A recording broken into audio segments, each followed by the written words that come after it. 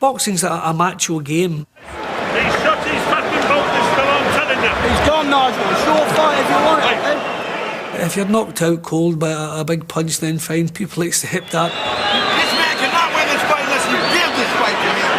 He cannot win until you so far behind me. But if you quit just because it's becoming a little bit too tough, then people tend to look down on that. 10th round.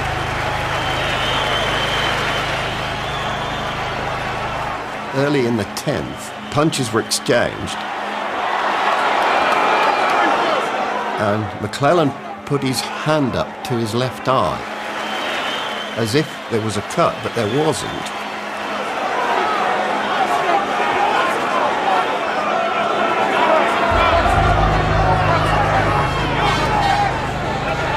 Right hand from Ben there. And then he went down. McClellan goes down to one knee. Now that is the strangest knockdown I've seen. It came out of nowhere.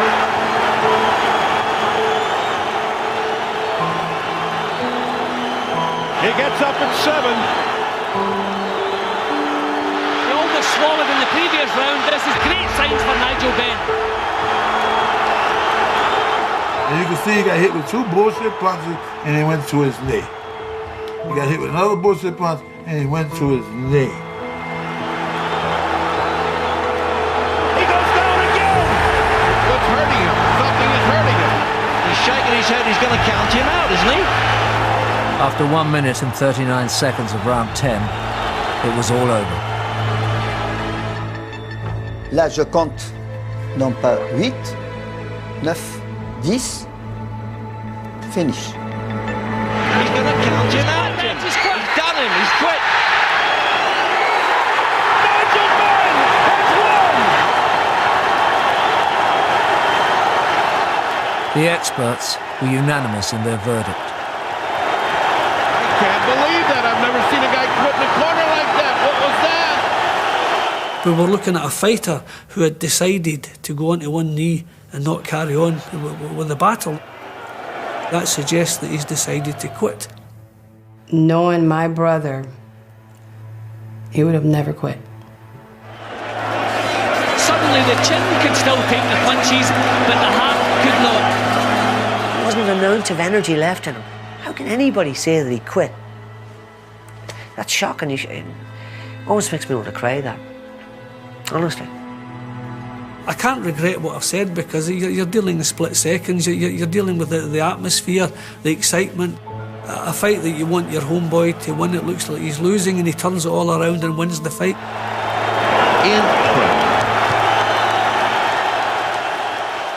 And the next words out of his mouth was, "Donnie, get the stool. Donnie, get the stool." And before Donnie could get the stool, Gerald stood on the apron of the rope. And I squirted water on the top of his head, and he looked up at me and said, "Man, that water you squirted on my head, feel like that shit running inside of my head."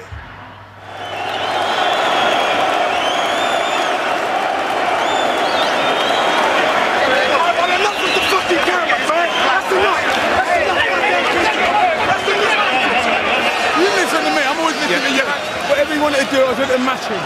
All the way, mate, all the way. We're going to wrap this interview because we have a serious problem in the ring with Gerald McClellan.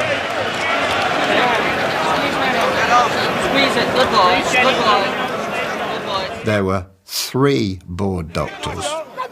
All of them had to have anaesthetic experience. I was satisfied that that injured boxer had had the best possible care from us. Keep to the side because this is ambulance access. Tonight, McClellan remains unconscious in hospital on a diet of painkillers and good wishes. I'm always worried about anyone that gets injured. We want to find out what the injury is. The most important thing is the man's health. The brain is quite swollen. That's how we would expect a brain to look really after it's been punched for 11 rounds. You guys wait. You guys have to wait. Had he continued to fight, it may have been fatal with this blood clot in his brain. But that's God. When God steps into the plan, he'll make a way when there is no way. It's a small clot, but it will end his fighting career and it will kill him if it's not taken out. So I'm very prayerful and hopeful and cautiously optimistic that Gerald will be all right.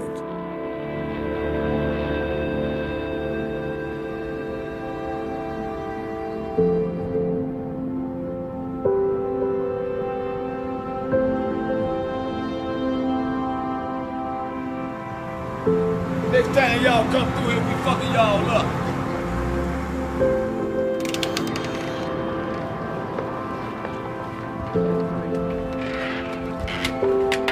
He's completely blind. And listen, what color you want?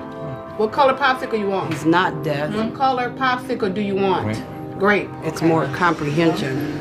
So if he's asking to repeat things, it's not because he can't hear it, it's because he don't necessarily understand it the first time. Right there. And this? Yes. This? Yes. Why? Right here. You know. Talking. Talking.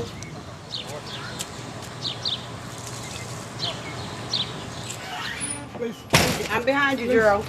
Stand up straight, yes. Right here. Yeah. Come on, stand up straight. He received insurance payments, but Gerald McClellan's earnings were soon eaten up. I'm right behind you, Gerald. In that chair. 20 years ago, he spent his first major paycheck on the house where he still lives today. Stand up straight, Gerald. Whatever he so chooses to do, he can rest assured that I'll be by his side to try to help him to do that. Yeah. Don King paid McClellan $250,000 for the fight and training costs. Saturday. Yeah, July 9th. In addition, he and co-promoter Frank Warren estimate they paid the McClellan family more than $500,000 they were not contractually obliged to for medical, travel, and other expenses.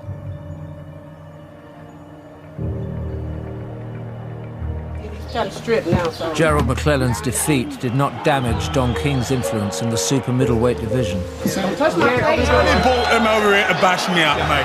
King had already signed a deal to co-promote 16. Now you might start believing in the Dark Destroyer. Nigel Benn. Made a believer out of me. Nigel Benn proved to the world today he got a lot of hearts, a lot of cojones. He fought his behind off. Well, Don King had done a deal with Nigel Benn. Don King walks in with a champion, walks out with a champion. Let's unify the other WBA title, and then you got two and Roy has one. Okay. And then we go for Roy. Only in America? Absolutely. Great fight, man.